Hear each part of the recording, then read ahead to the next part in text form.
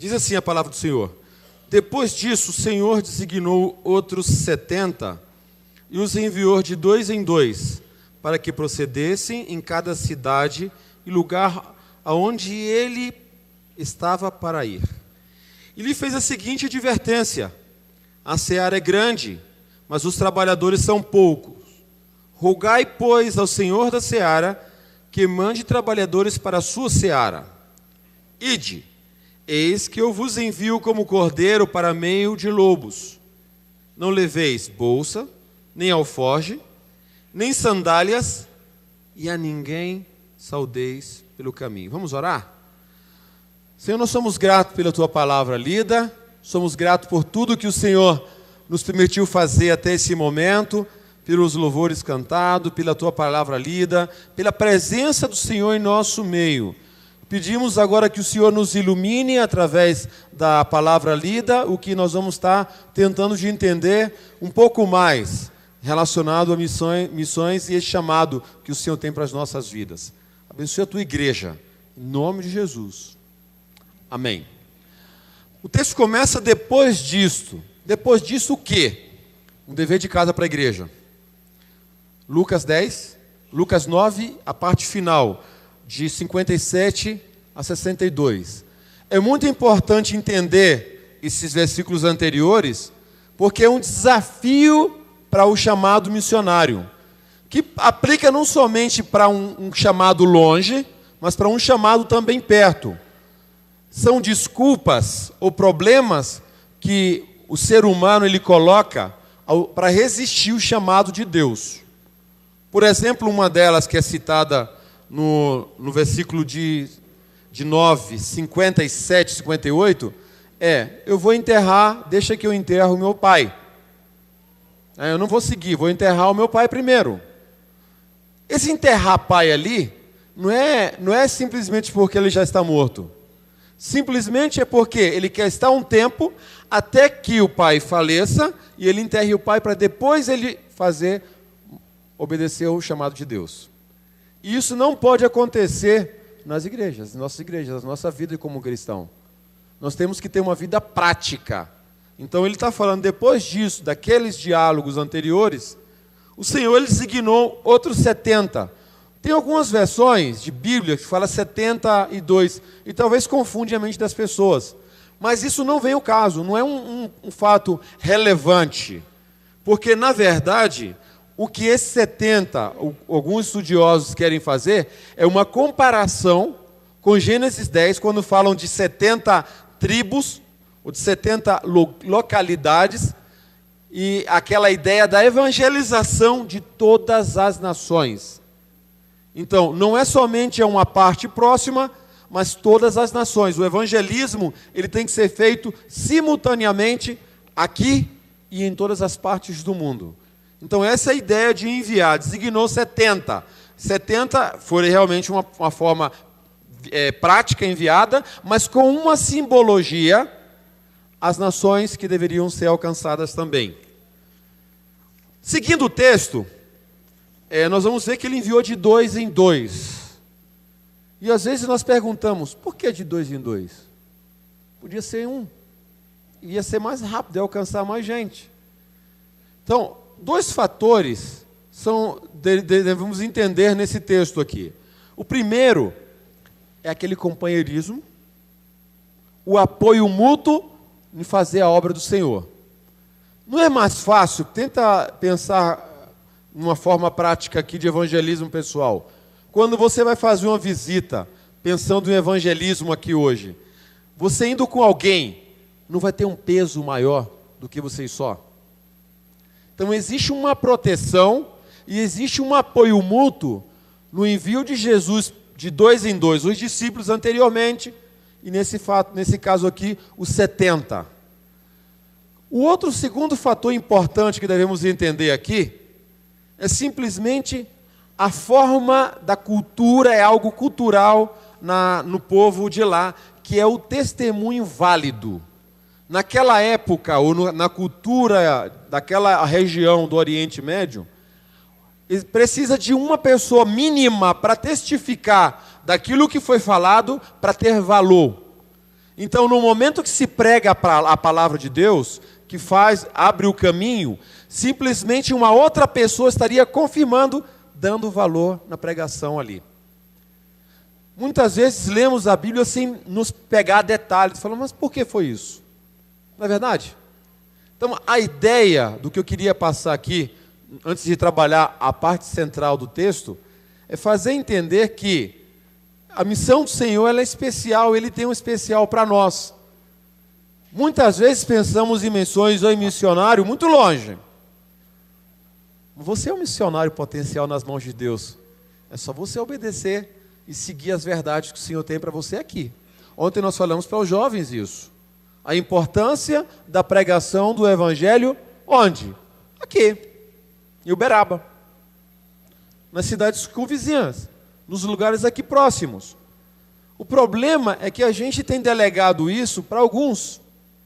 Convidamos evangelistas, pensamos que os presbíteros e pastores da nossa igreja façam isso, e muitas vezes nós não fazemos isso aí. Então, a palavra de missões aqui, ela nos incentiva a fazer missões em todos os momentos. Depois ele fala preparar o lugar. Eles tinham que ir para preparar o lugar para o Senhor. O que quer dizer isso? Ele tira a nossa função, o nosso eu, e coloca um preparar para quem? Para Deus, para Jesus. A missão é de quem ali? É dele. Está preparando o caminho para quem? Para Jesus. Então a missão é dele, a obra é dele. Nós não vamos conseguir fazer nada se não é no poder de Deus e no envio de Deus, Deus em nós, através do Espírito Santo. E não estamos falando nesse Espírito Santo que muita gente fala aí, é Deus conosco. Recebereis poder? Poder aí, sofrimento. Para o quê? Para testificar. Quando vir sobre vós o Espírito Santo, para quê? Para ser testemunha. Então a evidência do Espírito Santo na vida, ela tem que provocar frutos. Ela tem que dar testemunha disso aí. Preparando o caminho para outros. Para Jesus nesse caso aqui. Aí entra na parte que é a parte principal relacionada a missões aqui. Com cuidado, ó. Vamos prestar atenção porque isso é muito importante. Muitas vezes nós passamos de lado e perdemos algo tão importante do que o Senhor está querendo falar aqui através da palavra. Ele fez a seguinte advertência. A seara, na verdade, é grande. A seara é grande. Os trabalhadores são poucos. Rogai, pois, ao Senhor da seara que mande trabalhadores para a sua seara. Se a seara é grande, seara é colheita. Se ela é grande, os frutos estão aí. Vocês concordam comigo? Se a seara é grande, tem algum técnico agrônomo aqui na igreja? Se tiver, ele vai saber explicar isso para você melhor. Quando se fala de colheita, seara grande, é uma quantidade imensa, grandes a ponto de precisar de muitos trabalhadores para essa seara. Mas sabe o que é legal isso aí? Sabe o que é o bom disso aí? É que se a seara é grande e tem fruto, o evangelho vai triunfar. Você não vai voltar de mãos vazias. Lá fora tem fruto. E outra coisa, de quem é a seara? De quem é a seara? Do Senhor. Ele é o Senhor da seara. E ele fala para quem? Para rogar, para quem? Para Ele, que é o Senhor da seara. Sabe o que eu acho legal? Que tira a nossa função disso aí. Esse templo, esse trabalho aqui, não é nosso. Ah, é da igreja presbiteriana. Não. É do Senhor primeiramente. É do Senhor. A seara é do Senhor. Ela não é nossa. Mesmo que você pensa que é sua, ela não é sua. Tira a sua categoria de fora. Deixa o Senhor atuar. Você é um trabalhador nas mãos do Senhor, colhendo os frutos que Ele já tem preparado. A Albânia funciona por quê? O trabalho é do Senhor. É desafiador lá fora? É. Mas vai ter fruto? Sim. Porque o Senhor falou que tem. Mas eu não tenho que tirar da minha mente, do meu coração, que ela não é minha. É o Senhor fazendo, é o Senhor operando, é o Senhor desenvolvendo todas as coisas. O que diz o Senhor? Em uma outra passagem bíblica: sem mim, nada podeis fazer. Quando fala sem mim, nada podeis fazer, ela diminui o nosso eu. Porque necessitamos do Senhor para tudo. Para tudo. Não está falando em missões somente. É para todas as coisas. O Senhor tem que ser o centro da nossa vida. O Senhor tem que estar na frente, na nossa dianteira, preparando aquilo que Ele mesmo já preparou para nós. Você já parou para pensar que até mesmo a tua profissão, a profissão que vocês têm, ou o trabalho que vocês têm, é uma dádiva de Deus? Não. Foram os meus esforços. Eu tive que estudar para isso. Tem algumas pessoas que pensam assim: sem mim nada podeis fazer. É a palavra do Senhor. Agora olha como vai ficando muito complicado, mas ao mesmo tempo nos favorece no campo missionário e nas atividades missionárias que temos para fazer aqui. Ele fala o seguinte: ide. Aqui é ide. Mateus é indo. Aqui é ide. Eis que eu vos envio. Quem está enviando? O Senhor da Seara. Agora ele envia como cordeiro a meio de lobo. De lobos. Né? O que quer dizer isso? Não é fácil. Fazer missões, onde quer que seja, não é fácil. É um cordeiro, animal dócil, em meio a lobos, que está com suas presas com desejo de pegar. Lá fora não é fácil. Dentro da igreja é fantástico. Fora da igreja não é fácil. Hoje falamos na igreja, na congregação, e alguns dos adolescentes falaram: pastor, missionário, é complicado falar de Jesus para os nossos companheiros na escola. Não é fácil. Quando a gente mede com as nossas forças. Mas quando nós vamos na força do Senhor, Ele nos capacita. Quem nos envia como cordeiro a meio de lobos é o Senhor da Seara. Temos que estar tranquilo. Se Ele está conosco. Ele mesmo, que é o cordeiro de Deus, é o leão da tribo de Judá. Conhece as duas partes. Está entendendo a coisa? Missões, não é uma coisa tão fácil de se fazer. Mas muita gente fala: vamos pregar o evangelho em tal lugar. Não é fácil, gente. Não é fácil, queridos. Mas requer disposição. Por isso que o dever de casa para vocês é tentar entender o Lucas 9, aquela partezinha final, para entender a problemática que nós temos em dizer sim muitas vezes para fazer a tarefa de Deus lá fora. Agora, até aí, Lucas está trabalhando de uma forma muito, como palavras, cordeiros, seara, trabalhadores, e aí ele vai complicar um pouco mais. Ele vai complicando um pouco mais. 4. Não leveis bolsas, nem alforjes, nem sandálias. Puxa vida. Primeiro me fala que eu sou como cordeiro em meio a lobos. Agora eu não tenho que levar nem bolsas, nem sandália, nem alforje. Complicou tudo. Sabe o que significa isso? Na cultura oriental, naquela época, a bolsa era o lugar onde eles guardavam mantimento, ou seja, a comida, a roupa e a água. Então especificamente, essa era a função da bolsa. Não era mochila. Era mochila de acampamento, de piquenique, né? Mas nesse caso ali, o viajante, ele preparava o que ele ia necessitar para a sua viagem. E o Senhor fala: não leve bolsas. Paralelo com isso, para a gente entender, quando o Senhor fala Sermão do Monte, Ele fala sobre os pássaros que não necessita fazer casa, o Senhor cuida dele. Fala que Salomão, com a sua riqueza, não se podia vestir como os lírios do campo. E depois vem aquela uma parte que é um texto que muitos de nós conhecemos. Ele fala a seguinte advertência: buscai, pois em primeiro lugar, o reino de Deus, sua justiça, e todas vos serão acrescentadas, certo? Esse texto é uma afirmação de não levar bolsas. Agora, por que eu cito ele? Porque ele não é só para campo missionário. Isso é para o nosso dia a dia.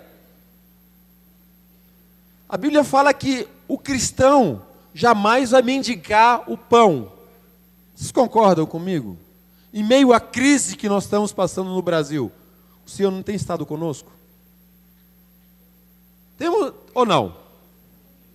Eu tenho certeza que sim. Tenho certeza que sim. Não é fácil, mas o Senhor está conosco. Ele tem estado conosco lá na Albânia. Ele tem nos sustentado na Albânia. O trabalho lá não é fácil. Financeiramente é super complicado, porque nós dependemos do Senhor através do que vai do Brasil. Então, quando passa a crise, enfrentamos as crises, a igreja ou o que seja no Brasil, isso nos afeta no campo missionário. Não é a Albânia, são os missionários da PMT. Então, para quê? Estou falando isso para orar mais. Para orar mais. Mas eu posso te afirmar, como a seara dele, nesses 6 anos, nunca nos deixou estar no vermelho. Nunca. Por mais que tenha crise, nunca estivemos no vermelho. Obra dele. Isso não dá descanso.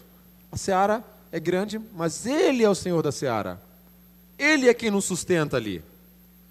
Agora ele complica um pouco mais a coisa. Alfoge. O alfoge era tipo uma bolsa menor, né? Não é como o alfoge que a gente tem aqui, mas ela é uma bolsa menor onde se guardava o dinheiro. Então ele fala, não leva mantimento, não leve comida, né? Roupa, comida, bebida, nem dinheiro. Não leve alfoge, não leve dinheiro. Então o missionário está complicando a vida. Não vou para campo missionário. Paulo não está aqui hoje, né? Paulo está se preparando para tentar chegar na África, né? Estão lá no Panamá e deve ser complicado entender que não precisa de dinheiro. Não tem que levar roupa. E os netos? E os filhos? Né? Para ir para o campo missionário, a primeira coisa que surge é essa. Quando a gente está saindo para missões, para longe, um pouquinho mais longe, o pessoal questiona muito a gente nesse aspecto. Você tem filho. Como é que vocês vão cuidar dos filhos? É lógico. Quando a gente gosta de alguém, tem aquela preocupação com o outro. Mas a gente esquece que tem um Senhor que nos está enviando e que cuida da gente também. Eu lembro do momento que tivemos 8 anos e meio na Albânia, voltamos para o Brasil, estive trabalhando com outras coisas, mas no período de sair, um dos períodos para sair para a missão há 8 anos antes da nossa primeira ida, eu estava com empresa. E naquela época seria ganhar equivalente a 15, quase 20 mil reais livre. Era muito dinheiro. Mas tinha uma convicção no coração que eu tinha que ir. Os irmãos da igreja falaram, você está louco. Deixar uma estabilidade. Mas é meio louco. Você vai deixar uma estabilidade. Teve um irmão da igreja que falou bem assim, tem tanta coisa para se fazer nessa cidade de Limeira. Era em Limeira que morava. Eu sou baiano, viu, gente? Mas estava em Limeira. Tem tanta coisa aqui para fazer.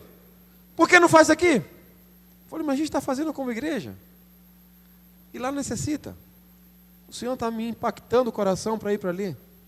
E era de muito tempo que estava no coração o desejo de ir para aquela nação. Olha, eu não pensei 2 vezes. Eu falei com a empresa. E quando você pede a conta no Brasil, o que acontece? Você não tem direito a nada. Não é assim? Você que está rescindindo o contrato. Você que está rescindindo isso. E alguns falaram, você está maluco. Não tenho um pingo de arrependimento. Sabe por quê? O Senhor tem que cuidar de nosso. A seara de quem? É dele. Ele continua cuidando até hoje. E vai cuidar até o momento em que ele está na frente do nosso trabalho. O trabalho que é dele. Seguindo. Sandálias. Quando a gente vê sandálias que fala nem leve sandálias, não leve alforje, bolsas, nem sandálias. Ele fala, mas irmão, agora vai ter que andar descalço por ali? Não. Na viagem, por isso que a gente tem que estudar um pouco como era a situação do viajante. O que ele está falando aqui é um par de sandália extra. Porque eles já estavam com a sandália no pé. Mas tem muita gente que usa isso para falar sobre a miséria. O Senhor não está chamando para ser miserável no campo missionário. Porque se você for pregar para alguém sem chinelo, nesse aspecto miserável, tem muita gente que não vai atender. Como é que você vai chegar de uma roupa albanesa, aquela que eu vim da outra vez lá, em uma pessoa intelectual da cidade? Então o evangelho é só para uma categoria? Para todo mundo, vocês concordam comigo? É para todos. Então nós temos que pregar o evangelho como o Senhor tem usado. E nesse aspecto aqui, vamos olhar em Êxodo, vamos voltar em Êxodo, no deserto. Falava que quê? Não gastavam as roupas, nem as sandálias. Sabe o que está falando o Senhor aqui para eles? Eu estou no controle. Eu jamais deixei o controle. Eu estou cuidando de vocês.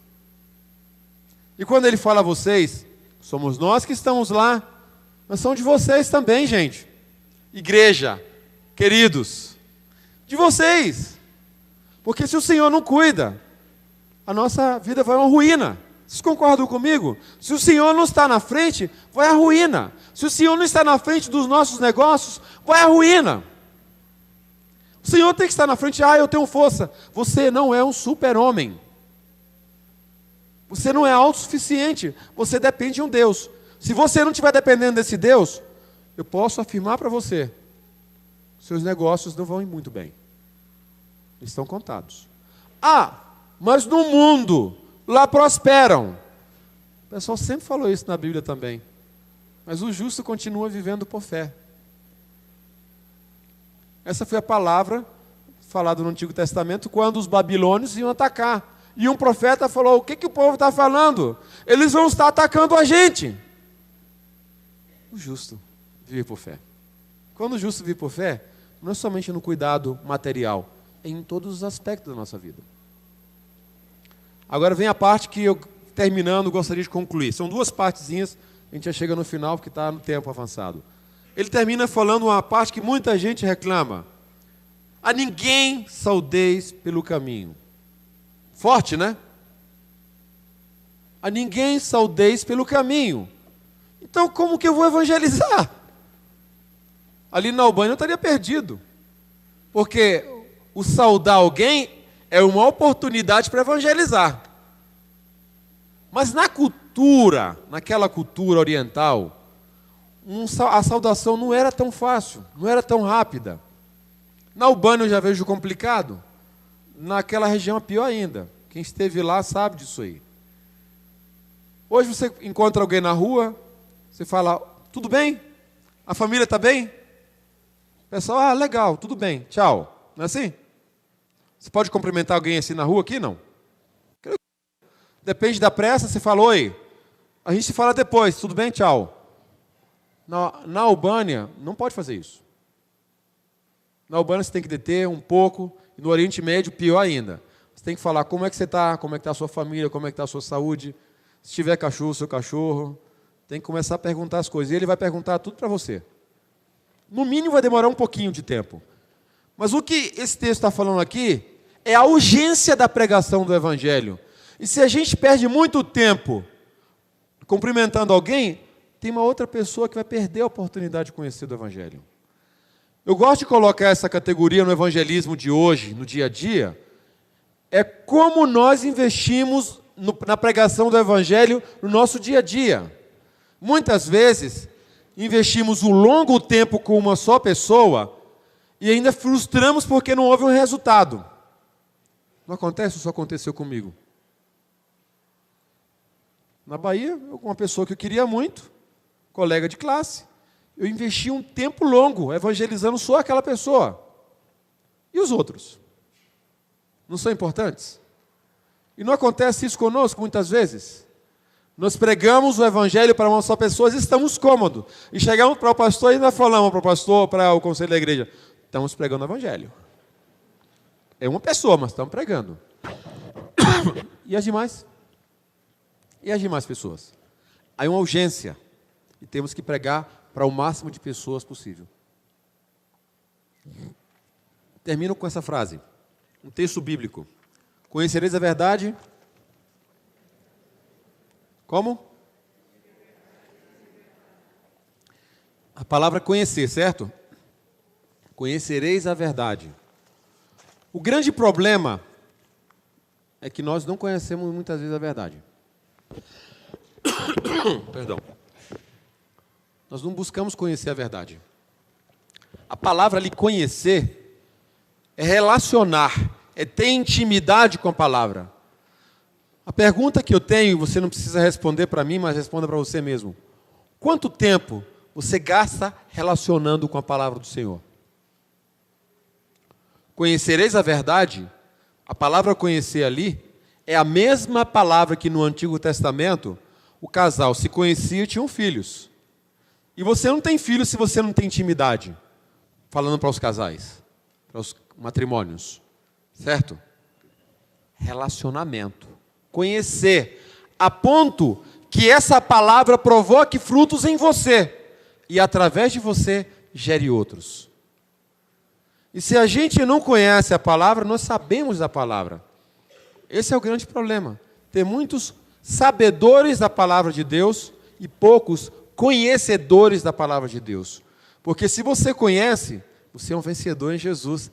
Você vai gerar frutos, você vai praticar, você vai deixar que essa verdade do Senhor, o Evangelho, seja vida em você e que isso vai provocar frutos através de você. E você vai entender que você não é um robô, mas você é guiado por um Deus que te criou, que te ama, que está sempre ao seu lado cuidando de você. Então é uma palavra de advertência, mas é uma palavra de ânimo para a igreja. Quando você pensar em pregar o evangelho para alguém, lembra que esses frutos lá são frutos que o Senhor falou que estão preparados já. E eu falo que para o presbiteriano que crê na eleição, porque tem muitos presbiterianos que não creem na eleição. Sabiam disso? Você pregar para alguém que crê na eleição, você volta alegre, porque vai encontrar alguém que foi eleito de Deus aí fora. Ah, mas se eu creio na eleição, não é um outro detalhe, você vai falar com o teu pastor, tá? Se você não crê. Estou jogando para o conselho e o pastor da igreja. Mas nós temos que crer na eleição, porque a palavra fala disso aí. Não foste vós que escolheste a mim, eu vos escolhi a vós outros, mas designei para que vades e dei fruto. Então a palavra de escolha de Deus foi com a função. Nos coloca como um sacerdócio real para levar frutos. O poder do Espírito Santo é levar fruto. Então, para que nós estamos nessa terra? Só para cultuar o Senhor? Ele nos colocou em uma missão. Os escolhidos deles que estão lá fora. Então, eu quero animar a igreja a ter essa vida de um compromisso com Deus lá fora. Fora da igreja, fora do templo. Vivendo a verdade, deixando a verdade do Senhor brotar em você, a ponto que ela vai produzir frutos lá fora. Vamos orar?